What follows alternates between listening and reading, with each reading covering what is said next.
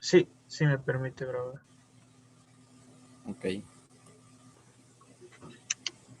Pues un gusto, licenciado. Muchas gracias por su tiempo. Luego de haber presenciado la clase impartida por usted con los chicos, eh, procedemos a una pequeña entrevista para saber más acerca de cómo es que usted desarrolla las clases, las técnicas que utiliza, los instrumentos que emplea para llevar a cabo todo el proceso de enseñanza. Y comenzamos con una primera pregunta, eh, que es relacionada a la planificación didáctica. La pregunta es, ¿cuánto tiempo aproximadamente le toma a usted planificar una unidad didáctica o una clase en particular? Vaya, con respecto a la planificación, en tiempo en sí de una clase, más que todo, yo la trato de hacer siempre por el indicador de logro. Entonces, por el programa, cómo se está trabajando, yo me tardo aproximadamente 30 minutos, es lo más, en una clase. Ahora, ya en una unidad, sí ya depende del número de indicadores que tenga la unidad. Entonces, de acuerdo al número de indicadores, así es como se lleva el tiempo. Por ejemplo, una unidad de las primeras de primer año, estoy hablando de 10 indicadores, estamos hablando de 5 horas. Entonces, que hay que sentarse para hacer la planificación. Ese es el tiempo que se tarda, pero en una clase en sí, 30 minutos es ya haciendo la planificación de una clase. Ok. Planificando ejercicios, ejemplos y todo ese material que se va a Sí, utilizar. más que todo desde el punto de vista, este, qué vamos a trabajar de inicio en el tema, cómo vamos a introducir el tema, qué conceptos ellos tienen que tener del tema, Ah, de dónde los vamos a obtener, qué ejercicios vamos a desarrollar, qué ejemplos hay que desarrollar, qué ejercicios van ellos a practicar de acuerdo al tema y cómo concluir. Entonces, esa es la parte de la planificación que se lleva. ok. La segunda pregunta va siempre relacionada con la planificación y es si usted considera que tomarse ese tiempo de sentarse y planificar solo genera un retraso o sí genera un beneficio en el sentido de que se aprovechan mejor las clases porque ya llevamos un lineamiento. Vaya, prácticamente la planificación es primordial, la verdad es primordial. Muchas veces, a veces como docente, uno lo mira como sentarme, planificar, si yo ya tengo mi experiencia, yo manejo el tema, yo sé lo que voy a hacer, pero es importante planificar porque uno, por ejemplo, uno busca los ejercicios que ya va a dar, busca, por ejemplo, un video que le va a ayudar a explicar mejor para que ellos, los chicos entiendan. Entonces, sí es necesario planificar antes de dar una clase. Porque, o sea, no puedo decir yo en un tema, yo lo manejo, es cierto, lo puedo manejar, pero no puedo ir a improvisar a las clases. Es decir, coloco el tema y yo comienzo a dar.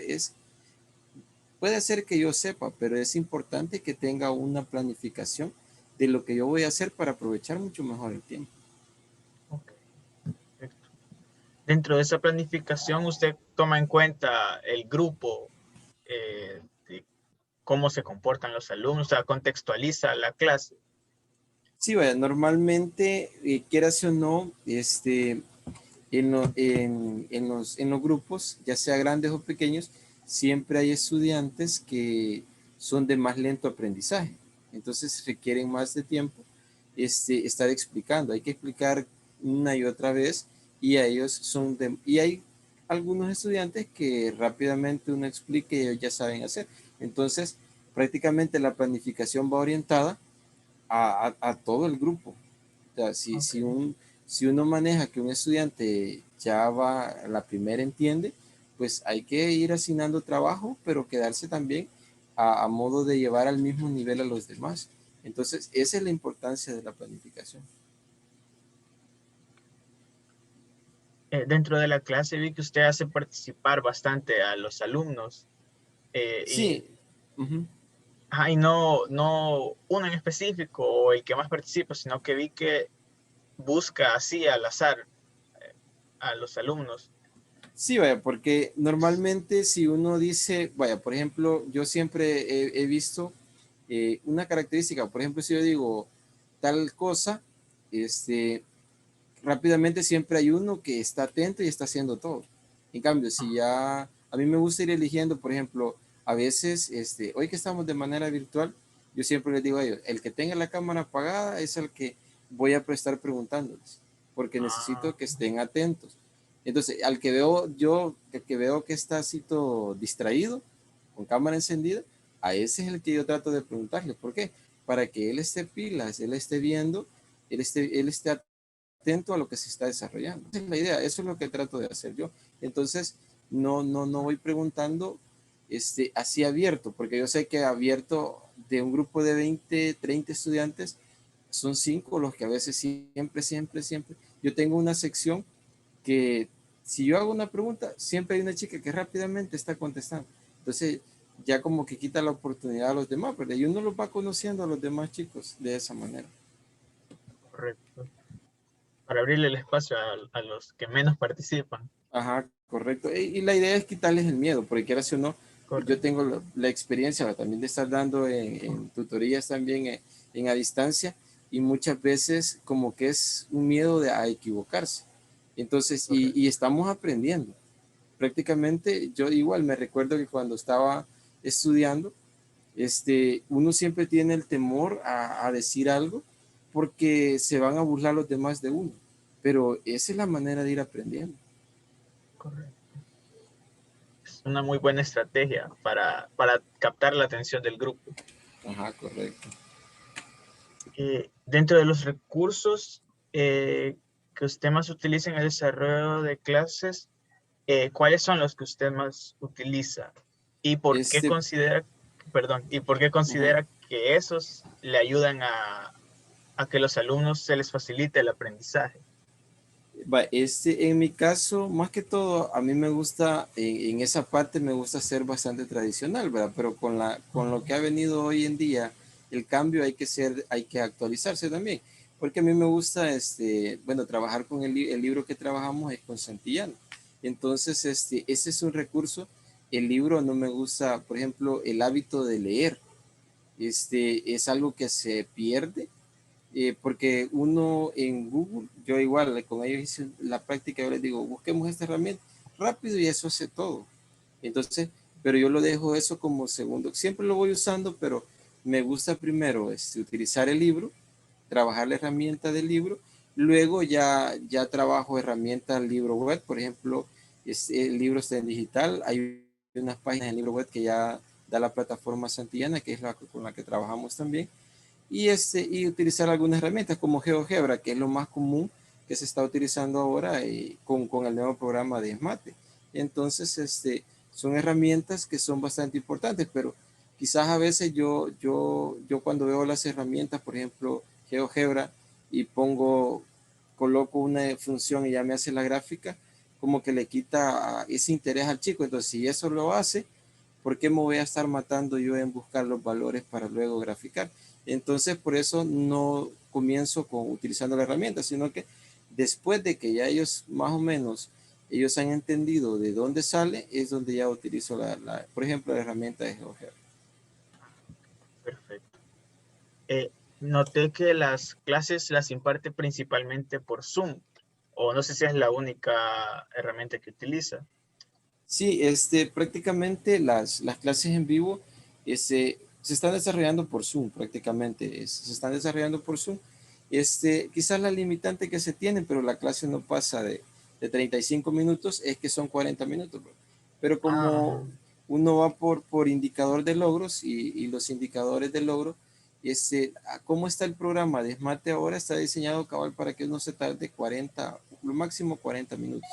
El detalle está que lo único que sí es que cuesta es que, por ejemplo, en mate tiene hasta 10 8 hasta 15 ejercicios que obviamente no se desarrollan en el tiempo estipulado. Pero sí, yo voy viendo, agarrando 3 4 ejercicios que ellos los van desarrollando y ellos me van consultando las respuestas, vamos verificando con soluciones. Pero sí, la herramienta principal que se usa es Zoom para desarrollar las clases en vivo. Perfecto.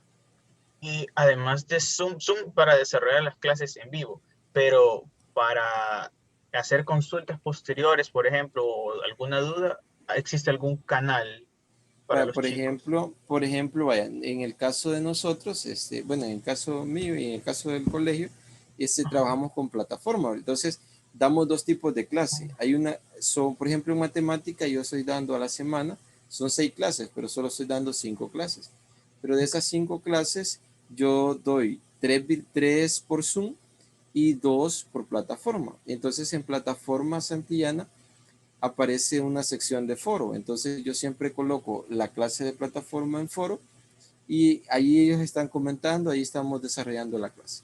Y esa es una forma. Lo otro es WhatsApp. WhatsApp, que es lo más Ok. inmediato para consultar. Eso es lo más inmediato. Ellos, cualquier duda que ellos tengan de manera inmediata, ellos me escriben al WhatsApp. Tenemos grupos de WhatsApp. Por cada sección hay un grupo de WhatsApp donde se están dando no solo respuestas a clases, sino que también cosas administrativas. Entonces, Ah, esas son las perfecto. vías que tenemos. Qué bien. Ajá, y quizás mencionar también que como de 40 chicos de una sección, siempre hay como 5 que no pudieron comprar libros o no tienen plataforma, porque comprar libros significa tener plataforma por Santillana. Entonces se trabaja por la vía de correo electrónico. Con los chicos que no se Ok, tiene, se trabaja todo por correo electrónico. perfecto. Esa apertura a ellos también. Ajá, correcto. Que, cambiando un poco de tema, ¿cuáles son los instrumentos de evaluación que usted emplea? Cuestionarios, exámenes, exposiciones, y en los que usted emplea, ¿cómo evidencia o cómo determina si el estudiante ha aprendido y ha asimilado los conceptos? Ajá, vaya, en los instrumentos, bueno, lo normal que tenemos es guías de trabajo. Ah, Trabajamos con guías de trabajo más que todo en el colegio se trabajan, hay actividades internas que esas se tratan de desarrollar durante una clase. Por ejemplo, yo voy a desarrollar una clase, vaya, la actividad interna el lunes que viene, digamos. Yo preparo una guía de unos 5 ejercicios de temas que he visto y los desarrollamos en tiempo real. Y eso ya es una guía corta que le puedo llamar hasta laboratorio. Entonces, ¿qué hacen ellos? Lo desarrollamos, ellos me van brindando respuestas, pero luego lo que hacen es tomar fotos y me suben las evidencias de ese trabajo. Esa es una de las formas. Lo otro es lo normal. Los exámenes se hacen por plataforma, a veces por Google Chrome, pero es raro que los de matemáticas los hagan por Google Chrome. Siempre los hacemos por la plataforma Santillana, que son de opción múltiple. ¿Va? Y en matemática, que sean de opción múltiple no significa que solo va a llegar a contestar. ¿Va? Siempre hay que hacer un procedimiento para llegar a la respuesta correcta. Entonces, son instrumentos que se utilizan. Por ejemplo, a mí me gusta usar bastante hacer cortitos. Por ejemplo, yo de repente les digo, vamos a hacer un cortito el día de mañana. 2 ejercicios, pues trabajan, ellos me dan la respuesta, yo voy tomando nota. Normalmente, siempre terminan, 2 ejercicios los hacen los chicos. Entonces, pero siempre al finalizar la clase me están enviando algunas evidencias de lo que ellos han trabajado en el cuaderno. Y una de las formas que yo traté de mejorar este año, porque el año pasado se miraba bastantes archivos como copiados, entonces como que solo se ah, los pasaban. Entonces, una de las mejores formas que yo he visto es que ellos escriban su nombre al final de una respuesta de un ejercicio o en la página. ok. Entonces ya aparece una foto y ya se evidencia que es el trabajo de ellos. Entonces, es una técnica nada más que yo he tratado de ver para evitar ese tipo de cosas, nada más. Ah, una pequeña validación ahí. Ajá, correcto. Ok. Y siempre en el tema de las evaluaciones, ¿usted hace evaluación diagnóstica, formativa y sumativa en medio del proceso de enseñanza? Sí, va, en el caso, siempre hago una diagnóstica.